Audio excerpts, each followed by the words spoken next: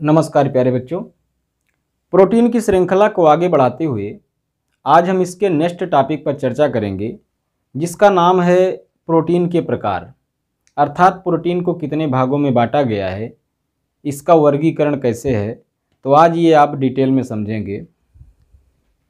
तो देखिए प्यारे बच्चों, प्रोटीन को 3 आधार पे बांटा गया है। अर्थात जो इसका वर्गीकरण है वो 3 आधार पे है।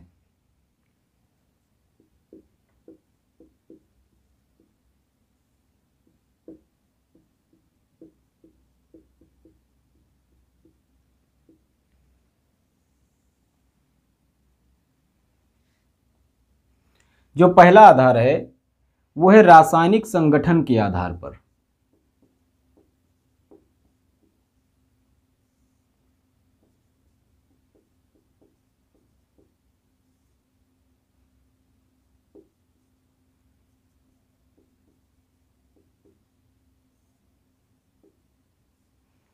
और जो दूसरा आधार है वो है आकृति के आधार पर, अर्थात आकार के आधार पर, शेप के आधार पर।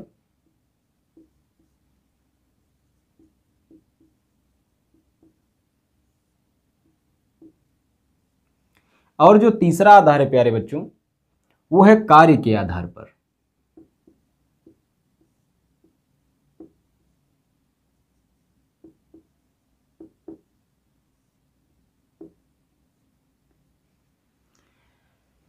प्यारे बच्चों, प्रोटीन का जो 3 आधार है, इसी पर इसके कई सारे क्लासिफिकेशन हुए हैं। तो सबसे पहले हम देखते हैं रासायनिक संगठन के आधार पे। रासायनिक संगठन के आधार पे प्रोटीन कितने पार्ट में बटा है, तो ये 3 पार्ट में बटा है। पहला है प्यारे बच्चों सरल प्रोटीन।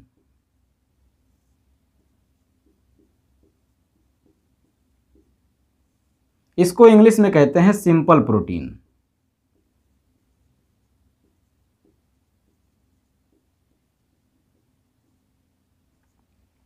दूसरा है प्यारे बच्चों संयुग्मित प्रोटीन।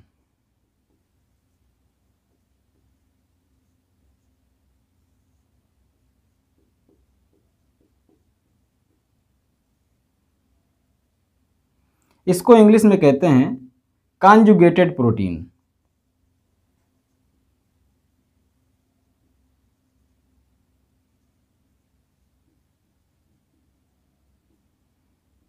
और जो तीसरा प्रकार है इसका, वो है व्युत्पन्न प्रोटीन।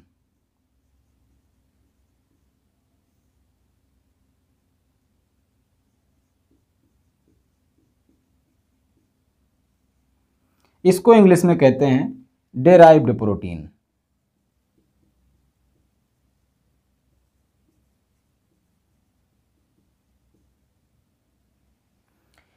तो रासायनिक संगठन के आधार पे प्रोटीन को 3 पार्ट में डिवाइड किया गया है: सरल प्रोटीन, संयुग्मित प्रोटीन और व्युत्पन्न प्रोटीन। मतलब सिंपल प्रोटीन, कॉन्जुगेटेड प्रोटीन और डेराइव्ड प्रोटीन।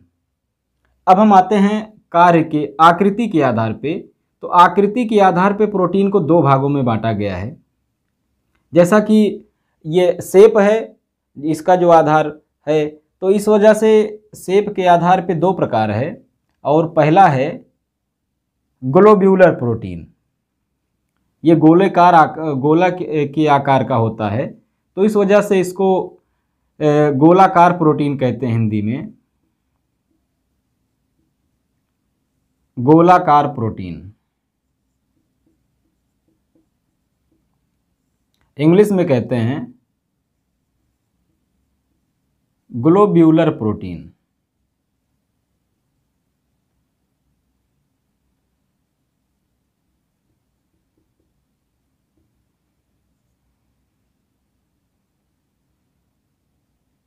और जो दूसरा आधार है वो है रेशेदार प्रोटीन।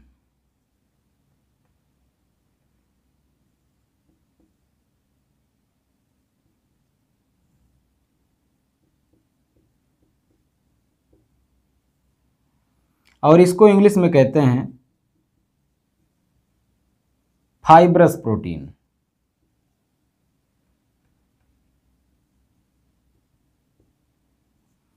तो आकृति के आधार पे अर्थात शेप के आधार पे प्रोटीन प्यारे बच्चों दो प्रकार का होता है। एक होता है गोलाकार प्रोटीन और दूसरा होता है रेशेदार प्रोटीन। अब आते हैं कार्य के आधार पे। कार्य के आधार पे प्यारे बच्चों इसको कई पार्ट में बांटा गया है।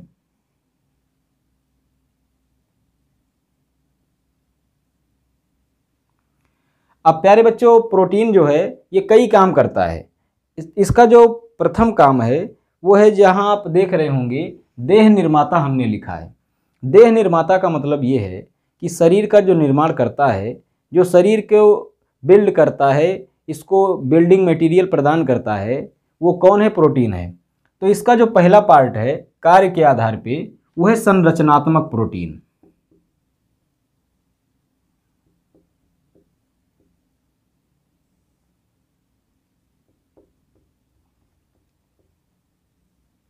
अर्थात ये संरचना कार्य में यूज होता है, शरीर में शरीर का निर्माण करता है।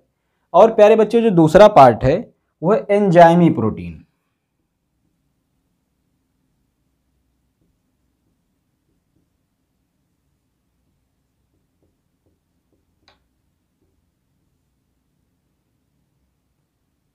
एंजाइमी प्रोटीन का मतलब ये है कि जो प्रोटीन शरीर में एंजाइम का काम करते हैं उनको हम एंजाइमी प्रोटीन कहते हैं।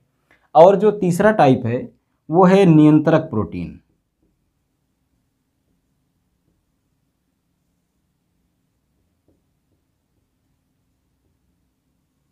जो शरीर में नियंत्रण का कार्य करते हैं, कंट्रोलिंग का कार्य करते हैं। अब इसमें हार्मोन्स आ जाते हैं, बहुत सारे हार्मोन हैं जो कि प्रोटीन होते हैं, तो उन्हें हम नियंत्रक प्रोटीन के अंतर्गत रखते हैं। और इसके बाद में अगला टॉपिक है गतिशीलक या संकुचनशील प्रोटीन, इसको कहते हैं संकुचनशील प्रोटीन।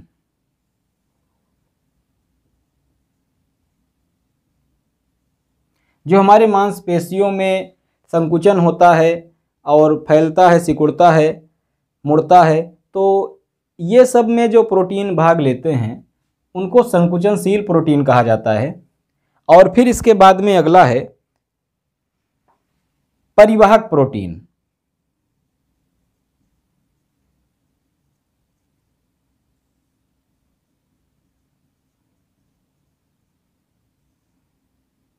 परिवाहक प्रोटीन का मतलब ये है कि ये ऐसे प्रोटीन होते हैं जो ब्लड के माध्यम से हमारे पूरे शरीर में क्या करते रहते हैं? परिवहन करते रहते हैं, चलते रहते हैं, एक स्थान से दूसरे स्थान पर ट्रांसफर होते रहते हैं। और फिर इसके बाद में अगला है प्रतिरक्षक प्रोटीन।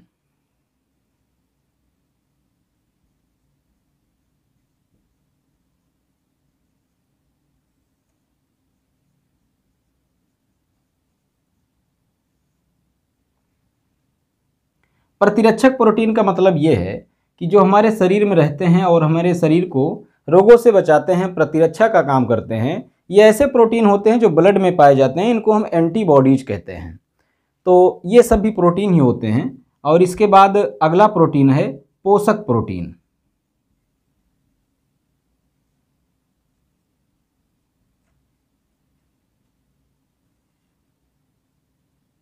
मतलब ये है कि ये ऐसे प्रोटीन होते हैं जो हमारे शरीर में पोषण का कार्य करते हैं, जिनसे हमारे शरीर का वृद्धि एवं विकास होता है। तो कार्य के आधार पे कुल कितने टाइप के प्रोटीन हैं? इसमें संरचनात्मक प्रोटीन है, एंजाइमी प्रोटीन है, नियंत्रक प्रोटीन है, संकुचनशील प्रोटीन है, परिवाहक प्रोटीन है, प्रतिरक्षक प्रोटीन है और पोषक प्रोटीन है। तो ये सब टाइप्स जो है ये कार्य के आधार पे डिसाइड किए गए हैं। और आकृति के आधार पे और रासायनिक संगठन के आधार पे आपने देख ही लिया है। अब एक एक करके इसको हम डिटेल में समझाएंगे आपको, ताकि इससे जो बेसिक प्रॉब्लम है वो दूर हो सके।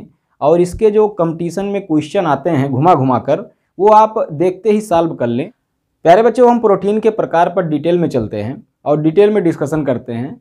प्रोटीन का जो पहला आधार है प्रोटीन के प्रकार का, वो है रासायनिक संगठन के आधार पर। मतलब इसमें किससे मिलकर प्रोटीन बने होते हैं, इसकी चर्चा करेंगे। और इसमें तीन प्रकार आपने अभी देखा ही। पहला था सरल प्रोटीन, दूसरा था संयुग्मी प्रोटीन और तीसरा है व्युत्पन्न प्रोटीन। प्यारे बच्चों, सबसे पहले हम सरल प्रोटीन की बात करते हैं। अर्थात सिंपल प्रोटीन क्या होता है और ये कितने प्रकार में बटा है या इसके एग्जाम्पल क्या हैं। तो सबसे पहले हम जानते हैं सरल प्रोटीन होता क्या है। तो इसके पहले वाले वीडियो में हमने आपको बताया था कि प्रोटीन किससे मिलते हैं, किससे मिलकर बने होते हैं। तो ये अमीनो अम्ल से मिलकर बने होते हैं, अर्थात जो इनका बेसिक यूनिट है वो अमीनो अम्ल है। तो ऐसे प्रोटीन जो ओनली अमीनो अम्ल से ही मिलकर बनते हैं, इनके साथ और कुछ नहीं मिला होता है, तो इनको हम क्या कहते हैं, सरल प्रोटीन कहते हैं। तो ये ऐसे प्रोटीन है जो केवल अमीनो अम्ल से मिलकर बनते हैं। अब इसके कुछ एग्जाम्पल देख लीजिए। अब सबसे पहला एग्जाम्पल है एल्ब्यूमिन। तो एल्ब्यूमिन कहाँ पाया जाता है, ये अंडे की सफ़ेदी में पाया जाता है और रक्त में पाया जाता है। और इसके बाद में दूसरा एग्जाम्पल है ग्लोब्यूलिन। ग्लोब्यूलिन भी किस में पाया जाता है, अंडे में पाया जाता है। इसके बाद तीसरा एग्जाम्पल है ग्लूटेलिन, और ग्लूटेलिन किस में पाया जाता है, अनाजों में पाया जाता है। और चौथा एग्जाम्पल है प्रोलेमीन। प्रोलेमीन किस में पाया जाता है, दाल में पाया जाता है। अर्थात ये सब प्रोटीन के नाम हैं। ये हो सकता है जो लोग बायोलॉजी से होंगे वो तो समझ ही रहे होंगे, लेकिन जो लोग मैथ के होंगे उन्हें घबराने की ज़रूरत नहीं है, उन्हें भी अच्छे समझ में आएगा। ये सब प्रोटीन का नाम है और हमने ये भी आपको बता दिया है कि ये किस में पाया जाता है।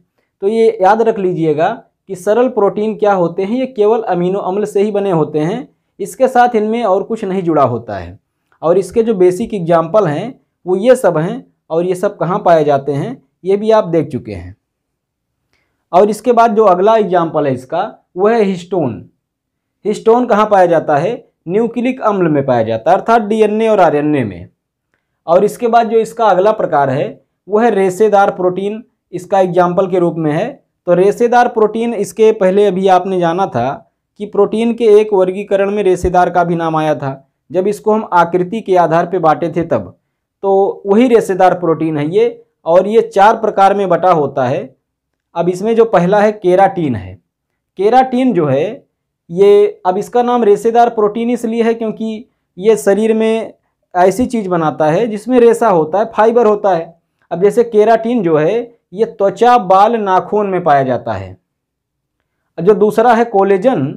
कोलेजन कंडरा में पाया जाता है, इसको इंग्लिश में कहते हैं टेंडन। तो टेंडन में कौन सा प्रोटीन पाया जाता है, कोलेजन। और तीसरा है मायोसिन।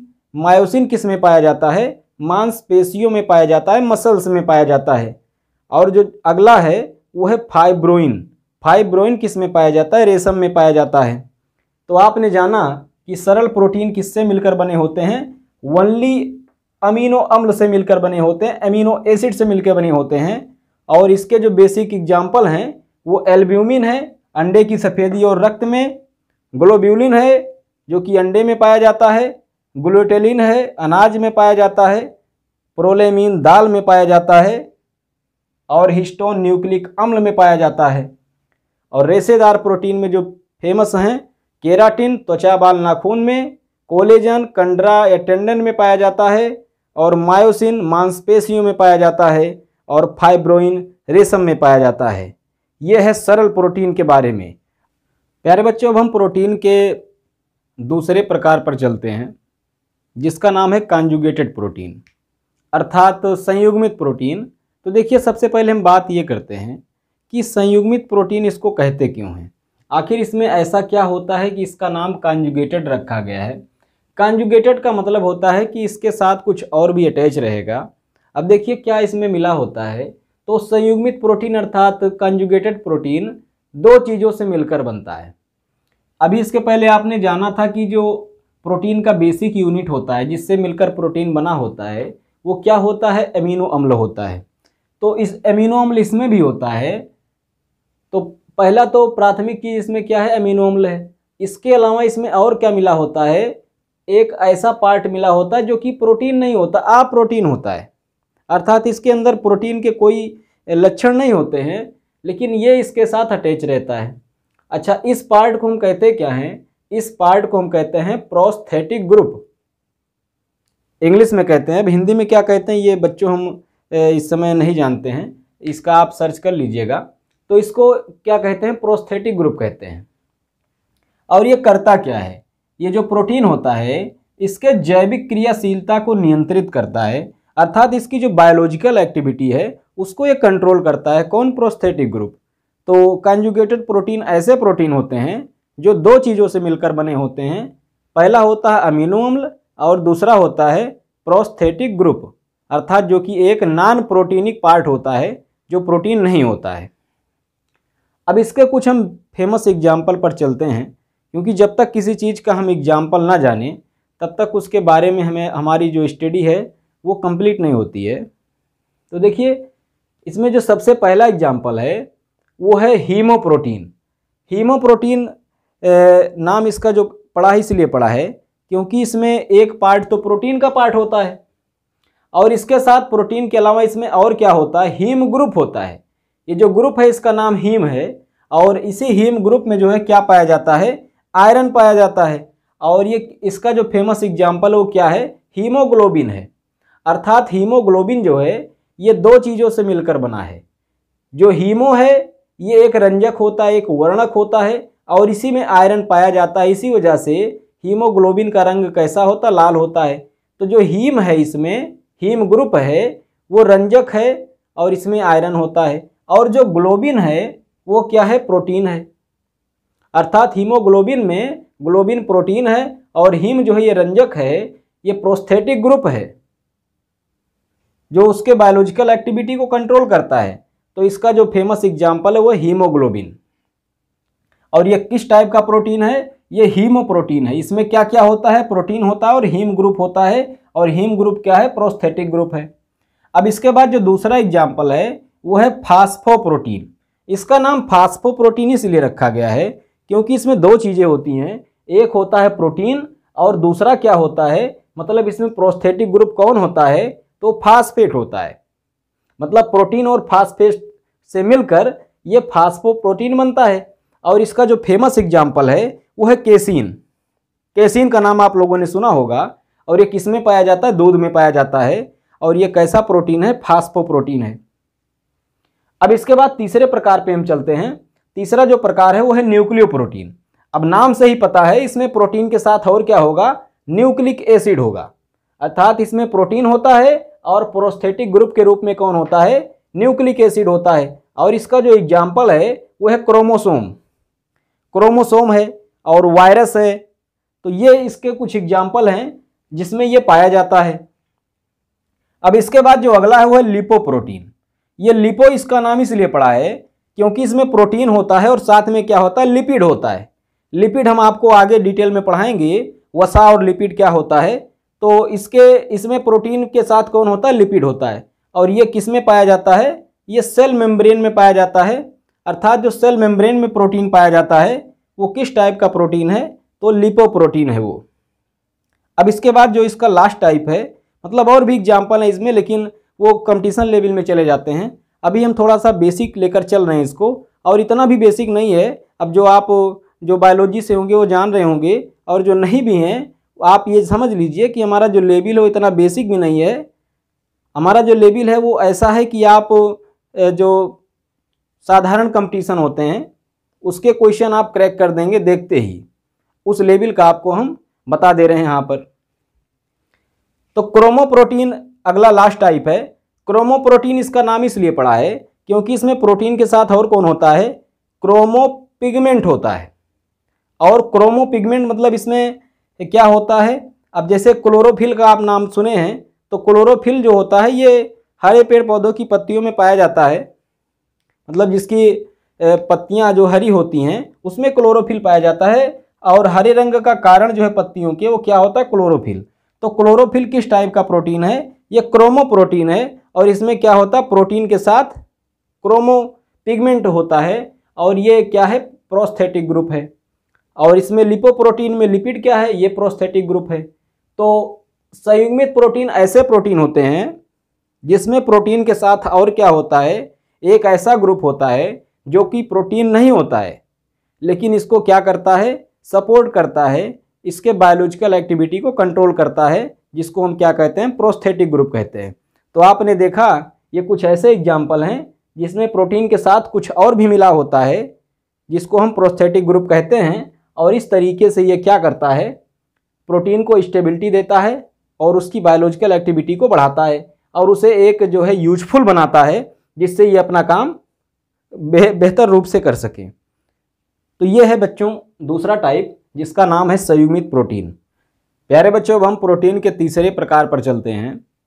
ये तीसरा प्रकार जो है, जो आपने 3 मेन पार्ट पढ़ा था, 3 मेन आधार पढ़ा था, उसमें पहला आधार था रासायनिक संगठन के आधार पे, तो उसमें का ये तीसरा पार्ट है। तो इसमें क्या है, व्युत्पन्न प्रोटीन है, अर्थात इसको डेराइव्ड प्रोटीन इंग्लिश में कहते हैं। अब ये इसका नाम व्युत्पन्न प्रोटीन या डेराइव्ड प्रोटीन इसलिए रखा गया है क्योंकि ये प्रोटीन से बने होते हैं। प्रोटीन जब टूटता है तब इनका निर्माण होता है। प्रोटीन से डेराइव्ड किए जाते हैं, बनाए जाते हैं, व्युत्पन्न किए जाते हैं। इस वजह से इनका नाम क्या रखा गया है, व्युत्पन्न प्रोटीन रखा गया है। अब इसकी परिभाषा आप देख लीजिए, बहुत ही आसान है। ये प्रोटीन सरल अथवा संयुग्मी प्रोटीन के आंशिक अम्लीय, क्षारीय या एंजाइम जल अपघटन से प्राप्त किए जाते हैं। अर्थात ये प्रोटीन ऐसे होते हैं जो कैसे बनते हैं, सरल प्रोटीन से बनते हैं अथवा संयुग्मी प्रोटीन से बनते हैं। और किस प्रकार बनाए जाते हैं, आंशिक अम्लीय, क्षारीय या एंजाइमी जल अपघटन से इनको बनाया जाता है। अर्थात ये है कि जब प्रोटीन का इस तरीके से हम जल अपघटन करते हैं, अब वो चाहे अम्ल के प्रेजेंस में करें या क्षार के प्रेजेंस में करें या हम एंजाइम के प्रेजेंस में करें, तो ये कुछ सिंपल प्रोटीन में टूटते हैं और उसी को हम क्या कहते हैं, व्युत्पन्न प्रोटीन कहते हैं। जैसे जब प्रोटीन टूटता है तो सबसे पहले क्या बनाता है, प्रोटियोज बनाता है।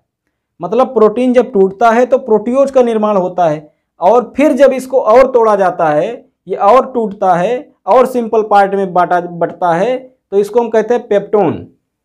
मतलब ये प्रोटियोज से छोटा पार्ट होता है, और पेप्टोन जब और टूटता है तब क्या बनता है, पॉलीपेप्टाइड बनता है। प्रोटियोज जो होता है ये थोड़ा बड़ा होता है, पेप्टोन और छोटा होता है, और पॉलीपेप्टाइड और छोटा होता है। तो ये जो आप देख रहे हैं, ये जब प्रोटीन टूटता है तो ये इन सब का निर्माण होता है, ये इन सब पार्टों में प्रोटीन को तोड़ा जाता है।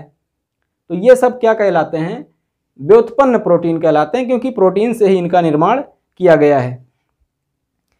तो ये तीसरा प्रकार था जो आप समझ गए होंगे। अब हम दूसरे आधार पे चलेंगे। दूसरा आधार जो आपने देखा था उसमें वो था आकृति के आधार पे। लेकिन प्यारे बच्चों, वीडियो ज़्यादा लंबा हो जाएगा और वो भी जो है मामूली नहीं है, वो भी ब्रॉड है थोड़ा सा, और हम डिटेल में उसको बताएंगे आपको, ताकि आसानी से आप समझ जाएं। कोई भी एग्जाम में अगर क्वेश्चन आए तो आप देखते ही आंसर लगा दें।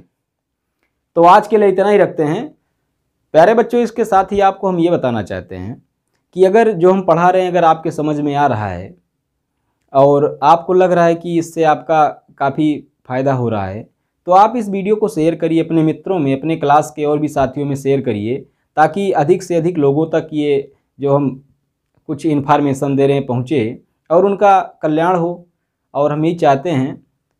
और अगर आप ये वीडियो हमारा यूट्यूब पर देख रहे हैं तो हमारा चैनल सब्सक्राइब कर लीजिएगा, ताकि आपको हमारे हर वीडियो का नोटिफिकेशन मिलता रहे, ये आप जानते ही हैं।